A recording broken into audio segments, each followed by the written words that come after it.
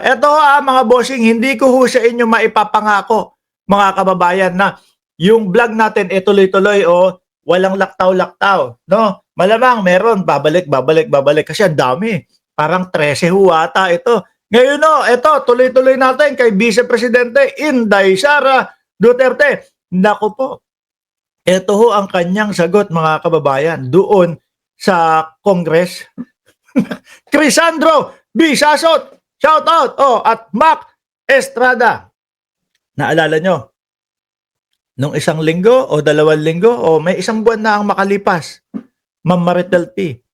Naalala nyo po, humihingi o yung paghingi ng budget ng Vice Presidente. Magkano daw yung kulang 900 million o 900 million o kulang ng 1 billion ho, mga kababayan. Mataas pa din po doon sa regular na kagaya ng mga Vice Presidente na dati na 700 million lang, 733 million. Halos karamihan po ng mga Vice Presidente nasa ganyanan lang ho yung mga pondo. Kung maalala nyo, 2024, ang Vice Presidente, ang hinihingi niyang budget para sa 2025 ay nag-uumapaw na 2 billion mahigit. Hindi lang ho 2.0 billion hindi lang po 2B, hindi po flat na ganoon, may sobra pa po 'yon. 2 billion mahigit. Aba, doon pa lang ho, syempre, kapag ka ikaw, mga bossing, humihingi ng budget o humihingi ka ng extra pera sa magulang mo, may question yan. Nak, sobra ito lalo na doon sa mga magulang na saktuhan lang yung pera sa parang araw-araw at mabigyan ka ng baon. Di ba?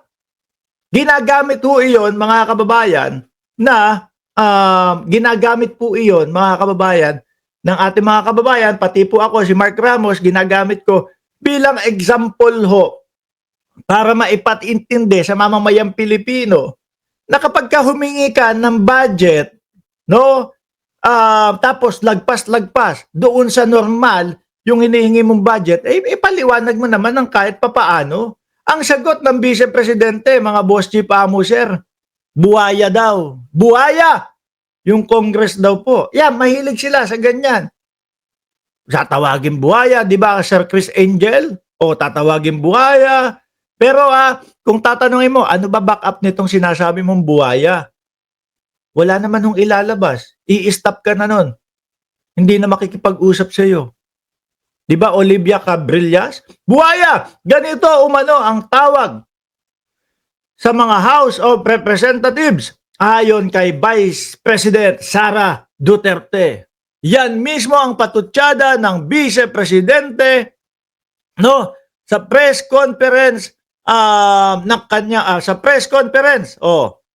Asan na ba ako? Press conference ngayong Martes, October 14, hinggil sa aniya pagdisiplina sa kanya ng Kamara. Wala daw moral ascendancy. Wala silang moral ascendancy over the office of the Vice President. Kasi nga daw po, mga bossing, ang nasan ba dito yun? Wait lang meron, nakita ko dito yun Ang sinasabi kasi ng Vice Presidente ay hindi naman daw parents. Ayan hindi naman kasi parents ang House of Representatives. No, for them to say kailangan disiplinahin ang presidente. Aba, madam, unang-una, sobra-sobra yung hinihingi po ninyong budget. Paliwanag lang po ang hinihintay sa inyo. Gusto lang marinig kung ano ang dahilan kung bakit umabot ng 900 million yung hinihingi ninyo. Kagaya ho nung 2024 para sa 2025 na budget. 2 billion. Higit po sa 2 beses yung laki nun sa 733 million na regular na nagiging budget ng mga Office of the Vice President. Hindi po ba pwedeng magtanong sa kanila? Sabi kasi ni Marcoleta noong panahon ng 2024, hindi na ba natin iginagalang yung traditional na ginagawa natin dito sa Kamara na hindi natatanungin ang Vice Presidente kapag sila ang humihingi ng budget? Mga boss, agree kayo doon kay Marcoleta? Pa na yun? Doon pa yata yung hopya-hopya. Ako hindi. Hindi ako agree doon. Sa kalagayan ho ng ating bayan ngayon, sa daming pera, pondo na nawawala ho, tapos yun pa din ang paiiralin mo. Aba, mahiya ka naman, Marcoleta. Lubog na ang ating bansa. Tapos traditional pa din ang ipanlalaban mo, ang ipantatanggol mo sa Vice Presidente. Nung 2 billion ang hinihingi.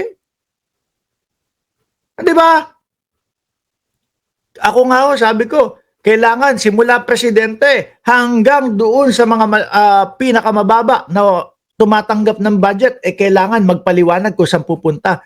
Bagay, nandiyan naman po ang Executive Secretary, si Bersamin, ipinaliwanag. Baka may mga nagsasabi dito, bakit yung presidente ayaw magpaliwanag? Hindi pumunta ang presidente sa Kongreso, pero ang Executive Secretary nandiyan lagi at ipinapaliwanag yung kanilang pondo kung bakit ganon yung pondong hinihingi nila. Eto ho, hindi naman parents ang Kongreso daw para magdisiplina. O baka ayaw lang talagang sumagot. Baka ang kaya lang talaga Senado, kasi sa Senado parang parang may mantika ho. Bakit? Ang bilis dumulas. Kaso hindi ganyan ho ang House of Representatives. Kaya nga sila, di ba? Ano sabi nung nangunguna si Martin Romualdez sa House? Open by cam tayo. Latag natin, pakita natin sa mamamayang Pilipino yung mga pagpopondo at pagbabudget. Di ba? Dahil sa totoo lang daw, ang tawag nga natin sa kanila ay buhaya. Kayo lang. Ako naniniwala ho ako, mga boss chipamo sir, na meron o marami ang korap sa Kongreso. Ano po? Pero hindi lahat. Hindi lahat, mga bossing. Uulitin ko O ayun, ngayon ako ang iniisip ko, si Saldi ko, korap. Bakit? Ayaw magpaliwanag Di mo ba? Ayaw magpaliwanag, ayaw umuwi, ayaw harapin yung mga issue sa kanya. Ano iisipin mo? Aba, mukhang etong si Saldi ko, guilty. Di ba doon sa sinasabi sa issue sa kanya? Pero buhaya, eto ho, buhaya. Kulay green yung buhaya na nakikita natin sa suot ni Mark Ramos. Etong buhaya na to na kulay green, ayaw magpaliwanag. Ang daming issue sa kanila, tinatanong, ang puro sagot lang nitong buhayang kulay green na to, pinupolitika kami. Sapat na po ba sa mamamayang Pilipino? Yung sasagutin ka, pinupolitika kami. Yan ang sinasabi ko dito sa mga gunggong ng mga DDS No? Galit na galit kay Martin Romualdez. Galit na galit kay Martin Romualdez. Pero hanapan mo, bakit ka ba nagagalit kay Martin Romualdez? Kasi sabi ng Vice Presidente Sabi ni Chis Escudero sige nga, asan? Pakita mo naman sa amin yung inilabas niyang 2 tao na sinabi mo, na sinabi nila na si Martin Romualdez ay magnanakaw. Ilabas mo nga. Wala akong ilalabas. Wala. Diba? Pero yung sila may mga issue, insertion, mismong si Ping Lacson ang sinabi, meron siyang dokumento doon sa insertion. Eto naman po, Vice Presidente, ano naman to, Mary Grace Piatos, tsaka yung bribery. May mga tao na nagsasalita, tumatayo, na sinasabi, ganito may nangyari, ganito talaga yung nangyari dyan. Nakakatanggap kami ng 25 to 50,000 sa puting sobre. Hindi nila pinapaliwanag. Ang lagi lang sagot nila, pinupolitika kami. Kaya po yung mga DDS, pagka tinanong mo yan, sige, labasan mo kami ng paliwanag kung bakit ka galit na galit kay Romualdez. Aalis na lang ho dito o kaya papaulit-ulitin, Mark Ramos, bayad ka. Eto, yung kulay green na buhaya. Hanggang ngayon, ang sagot doon sa mga issue sa kanya, pinupolitika sila. Di ba? Ganon, kaya nga ako, lagi ko sinasabi, at matapang ko sinasabi, na na kung may kakampihan sa mga yan, between Romualdez, mas kakampihan ko yung Romualdez. Walang naipapakitang ebidensya laban sa kanya Samantalang itong mga ito, di ba, Ma'am Nyang Gigi, ang haba ng comment mo.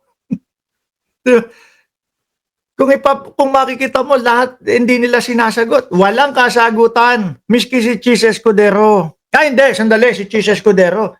Mamaya ho, may sagot si Chis Escudero. May sagot kasi, ewan ko, natataranta kay Martin Romualdez. Sabi ni Ma'am Neng Gigi, paano kasi, yan lang ang tamang paraan para kay Sara, paano niya sagutin yung pagnanakaw niya, pinupolitika lang sila. O di ba? Pag pumunta, yung mga DDS dito, pinupolitika.